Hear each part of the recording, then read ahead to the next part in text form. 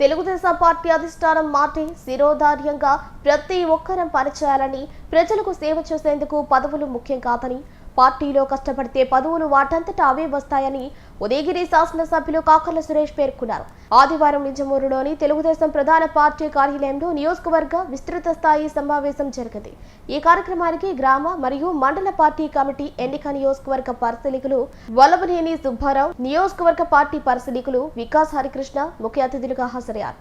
MLA Kakarla Suresh ఆధ్వర్యంలో జరిగిన ఈ కార్యక్రమంలో ముందుగా అతిథులను శాలువాలతో ఘనంగా సన్మానించి పూల మొక్కలను అందజేశారు. అన్ని కమిటీల దగ్గరుండి తెలుగుదేశం పార్టీలో జరిగే ప్రతి ఒక్క దాని దగ్గర చూసే పరిస్థితి ఈ రోజు ఆయన బ్యాకెట్ లో ఎంత వర్క్ చేస్తున్నారో మా అందరికీ తెలుసు. వికాస్ గారి కానీ మాకు నాయకులు కూర్చున్న వాళ్ళందరూ కూడా ఒక ఐడియా ఉంది ఆయన ఎంత వర్క్ చేస్తారో పార్టీ కోసం. సో అందుకని ప్రతి ఒక్కటి కూడా గ్రామ స్థాయి నుంచి కూడా ప్రజాస్వామ్యంగా జరగాలని చెప్పి ఈ రోజునే కాదు 43లో పార్టీ పెట్టినప్పటి నుంచి అది ఉంది, మనకు ఆ డిసిప్లిన్ ఉంది. అదేవిధంగా ఈ రోజున చేయడం జరుగుతూ ఉంది.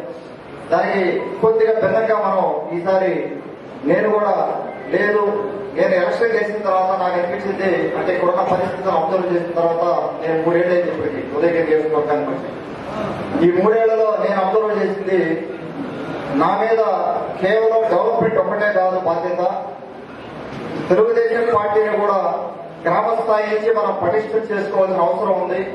ఆ టైం వచ్చింది అని అనిపించింది నాకు.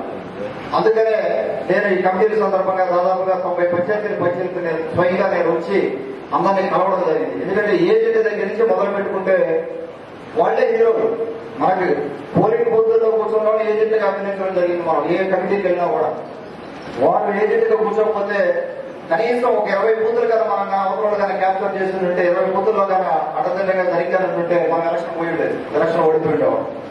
నాకు తెలియదు అంతకుముందు, నేను ప్రత్యక్ష రాజకీయాల్లో లేను, వినేవాళ్ళం అక్కడక్కడ ఎలక్షన్ బూతుల్లో గందరగోళం జరుగుతూ ఉంటుందని చెప్పి రికీట్ జరుగుతూ ఉంటుందని అక్కడక్కడ వినేవాళ్ళం. కానీ ప్రాక్టికల్ గా నేను బూతులు జరుగుతున్నప్పుడు నాకు అర్థమైంది ఎలా జరుగుతుంది అని చెప్పి నా కళ్ళారని చూడడం జరిగింది.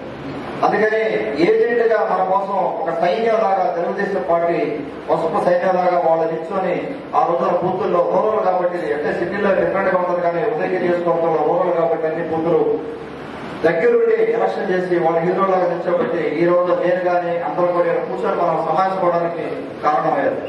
అలాగే బూత్ ఇన్ఛార్జీలు అవ్వచ్చు, తర్వాత యూనిట్ ఇన్ఛార్జీలు అవ్వచ్చు, అందరూ కూడా వాళ్ళ శక్తి మేరకు వాళ్ళు చేయబట్టే మనం ఈరోజు ఇక్కడ ఉన్నాం. కాబట్టి అందుకనే నేను వెళ్ళి గ్రామ కమిటీలు కూర్చోవడం కానీ వాళ్ళ సలహాలు తీసుకోవడం కానీ ఈ రోజు కూడా వాళ్ళు అడుగుతానే ఉంటాం, రిక్వెస్ట్ చేసుకుంటానే ఉంటాం. శక్తి మేరకు నేను మనం చేయగలిగాం టీమ్ గా. ఇక్కడ మండల కమిటీ అవ్వచ్చు, విలేజ్ కమిటీలు అవ్వచ్చు, తర్వాత రేపు పొద్దున రాబోయే జిల్లా కమిటీలు అవ్వచ్చు, ఇవన్నీ కూడా కొన్ని చోట్ల అక్కడక్కడ ఒక పదవికి 2-3 పేర్లు ఇచ్చున్నారు. అది ఒకసారి రివ్యూ చేసుకొని వాళ్ళతో మాట్లాడి అడ్జస్ట్ చేసుకొని ముందుకు పోవడం జరుగుతాం. అలాగే మండల అధ్యక్షులు కూడా మొన్న 8 మండలాల మీటింగ్లో కూడా రకరకాల పేర్లు రావడం జరిగింది. ఆ లిస్టు కూడా మన దగ్గర ఉంది. వాళ్ళు కూడా అన్ని అబ్జర్వ్ చేసుకొని వాళ్ళతో కూడా కూర్చొని మాట్లాడుకొని ఎక్కడ ఇబ్బంది లేకుండా మనం దాన్ని చేయడం జరుగుతూ ఉంది. ప్రపోజల్ పంపిస్తాం మనం, నేను అనౌన్స్ చేయడం అనేది కాదు. ప్రపోజల్ పార్టీ ఆఫీస్ కి, సెంట్రల్ పార్టీ ఆఫీస్ కి వెళ్తుంది. ప్రతి ఒక్కటి కూడా వికాస్ గారు చెప్పినట్టుగా కొన్ని ఐడియాస్ కాల్స్ వస్తాయి, కొన్ని మీకు వాట్సాప్ లో మెసేజ్ వస్తుంది. మీరు చూసే ఉంటారు వాట్సాప్ లో మెసేజ్ ఇచ్చి కొంతమందికి వచ్చి మీకు ఎవరికైనా రాలేదా మెసేజ్, ఎవరికైనా వచ్చిన వాళ్ళు చేతులు మనం ఒక టీమ్ గా పనిచేసేటప్పుడు పదవి దాని మీద వస్తుంది. ఇప్పుడు నేనైతే దాదాపు 20 ఏళ్ళు ఇక్కడ ప్రత్యక్ష రాజకీయాల్లో ఇక్కడ ఉన్నా కూడా నేను గత 20 ఏళ్ళుగా కూడా అమెరికాలో ఉన్నా, లేకపోతే చిన్నప్పుడు మన పార్టీలో రాజకీయాల్లో ఉన్నా కూడా ఎక్కడ కూడా పదవి నేను అడిగి ఎప్పుడు తీసుకోలేదు. పదవి ఎదుర్కొంటా మన ఎదుర్కొంటా వచ్చింది. కష్టం చేస్తే అదే వస్తుంది. మనం చేస్తే కష్టం మనం చేస్తే పదవి ఎదుర్కొంటా మనకే వస్తుంది. కాబట్టి నేనే ఎగ్జాంపుల్ దాన్ని. నేను ఏ రోజున పదవడలేదు, ఏ పదవి నేను అడిగి తీసుకోలేదు కాబట్టి అది దానికే అయితే వచ్చింది. నా కష్టం నేను చేశాను. అలాగే మీరు కూడా అదే పరిస్థితి అవుతుంది. మీకు పదవి ఉంటేనే కష్టపడాలనేది లేదు, పదవి లేకపోయినా కూడా మనం ప్రజాసేవ చేయొచ్చు. మీరు ఆధారంగా టీంలో కష్టపడండి, డెఫినెట్ గా మీకు బెనిఫిట్ ఉంటుంది దానివల్ల.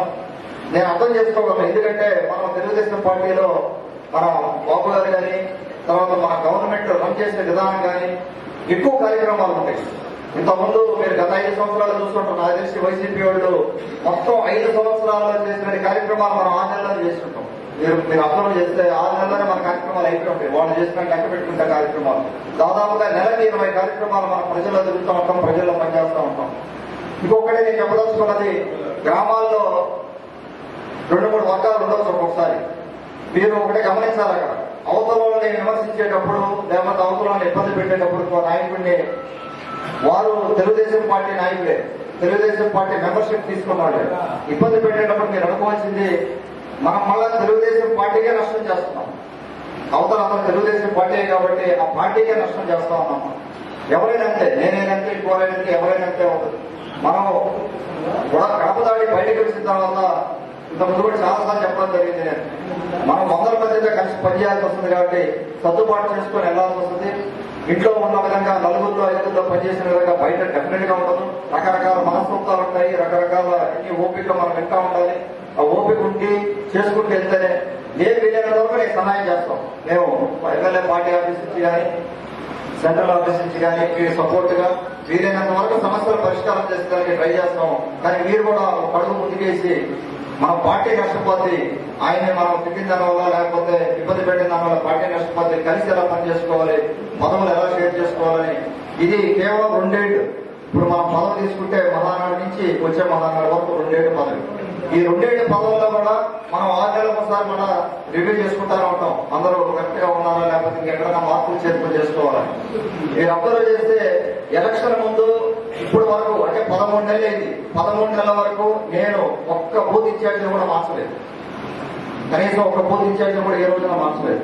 13 నెలలు అయింది మా అధికారంలోకి వచ్చి 13 నెలలు బట్టి పదవులన్నీ మీ దగ్గరే ఉన్నాయి. ఎక్కడ ఎవరో లాభం లేదు.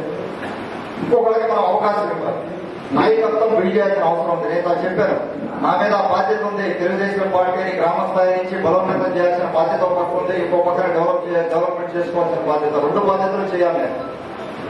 మీరు ఒకసారి కానీ కంపేర్ చేస్తే వైసీపీ గవర్నమెంట్ లో ఉన్న వైసీపీ పార్టీలో ఉన్న నాయకులు ఒకసారి అబ్జర్వ్ చేయండి. మండలంలో ఉన్నా కానీ గ్రామ స్థాయిలో కానీ మనం డెఫినెట్ గా ఇంకా మెరుగ్గా వెళ్లాల్సిన అవసరం ఉంది. నేను ఓపెన్ గా మాట్లాడుతాను, ప్రైవేట్ గా మాట్లాడతాను. మనం డెఫినెట్ గా మన ముందుకి మనం అడ్జస్ట్ చేసుకుని ముందుకెళ్ళకపోతే చాలా ఇబ్బంది పడే పరిస్థితి. గ్రామ స్థాయి నుంచి మనం పటిష్టం చేసుకుందాం. అలాగే ఒక పంచాయతీ పెత్తనం ఇంకో పంచాయతీలో లేకుండా క్లియర్ గా చెప్తా ఉన్నాం. మనం ఇంప్లిమెంట్ కూడా చేస్తాం రాబోయే రోజుల్లో. ఒక పంచాయతీ ఆ పంచాయతీ మీది, మీ పంచాయతీ మీది, మీ గ్రామ కమిటీ మీది, మీ రోడ్లు మీకు సంబంధించిన డెవలప్మెంట్ వర్క్స్ మీ పక్క పంచాయతీతో సంబంధం ఉండకూడదు. రేపు పొద్దున ఎంపీటీసీలు జడ్పీటీసీలు ఉన్నప్పుడు వాళ్ళ రోజు వాళ్ళకు ఉంటాయి.